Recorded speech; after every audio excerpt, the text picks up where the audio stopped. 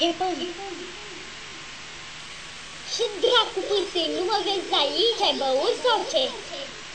Copile, după rugămințile tale constante și după ce că ne-a murit măgarul, am decis și-a luat o mașină. Să mor tu, apocalipsule! Știi ce are în ea? Duhoare, circuite, mâncare, postere cu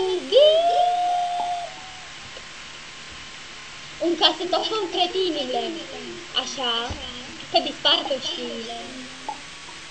Să te atingi de căștile mele, să vezi cum îți burdă urechile ca în ei. Me, bad deed, kiss the beat. Facem o tură? Tu conduci sau confunzi cu spălatul vaselor sau cu amestecat în tocană?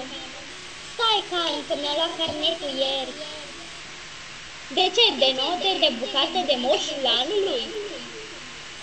De condus, cretinule, urci să te duci să-i faci baie ciorii? Nu, că data trecută m-am mușcat de furtun. Prostule, ți-am zis să iei rezerv?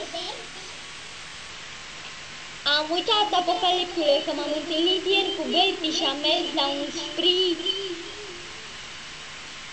Iar cu boala ta de femeie. Da, aia după care alergi tu și nu o poți prinde?